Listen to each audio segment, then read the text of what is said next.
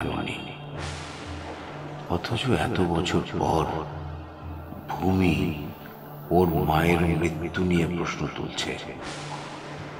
ভূমি ওর মায়ের মৃত্যু রহস্য উন্মোচন করতে চাইছে।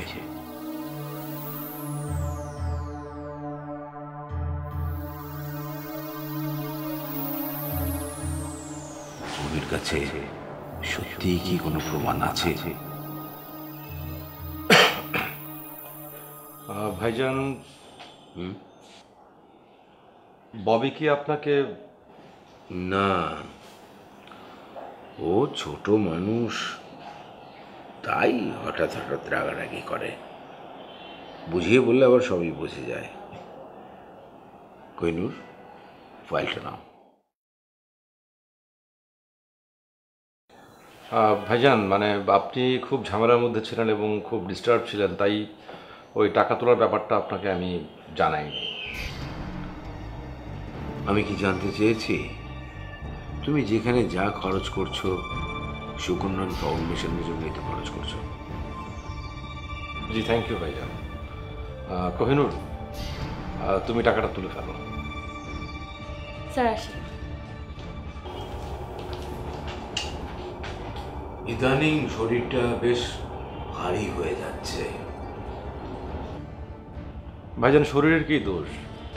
এক শরীরে এত বেশি প্রেশার নিলে, লোড নিলে শরীর তো ভারী হবেই। আপনাকে আমি এত করে বলছি, আপনি টেনশন নেবেন না। ভাইজান, চিন্তা রোগীর কি কোনো ওষুধ আছে? চিন্তা তো আর ইচ্ছা করে করি না, এমনি এমনি চলে আসে। ঘরে বাইরে একটা লোকের এত অশান্তি থাকলে মানুষ কি করে বাঁচে বলো? ভাইজান, আমি আপনাকে বারবার বলছি, আপনি একদমই টেনশন করবেন না। আর আপনি যদি কাজে মনোযোগ দেন তাহলে কিন্তু দেখবেন যে খুব হালকা লাগছে। আমাদের নতুন প্রজেক্টের প্রোফাইলটা আপনার টেবিলেই আছে, আপনি দেখেছেন? তুমি দেখোনি? না ভাইজান, আমি তো তৈরি করেছি, আমি দেখেছি, কিন্তু আপনার একবার দেখা প্রয়োজন।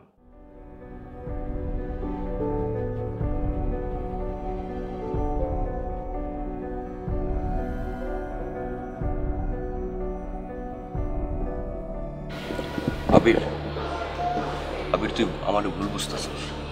আমি কোনোদিন তোর ক্ষতি চাই নাই, ভবিষ্যতে চাবো না। কিন্তু তোর এই অধঃপতন, তুই অন্যায় কাজ করছিস, এটা আমার ভালো লাগছে না। ববিকে বিয়ে করলে আমি সুকন্যান ফাউন্ডেশনের মালিক হব। হাজার হাজার কোটি টাকা তখন আমার আয়ত্তে থাকবে। না না না না, তুমি একটা কথা শোনো। তুমি তুমি যদি আমার সাথে থাকো তাহলে আমি তোমাকে চাকরি দেবো। তুমি ছোটবেলা থেকে অনেক অর্থনৈতিক কষ্টে বড় হয়েছে। আমার সাথে থাকো ম্যাডাম। বড় পদ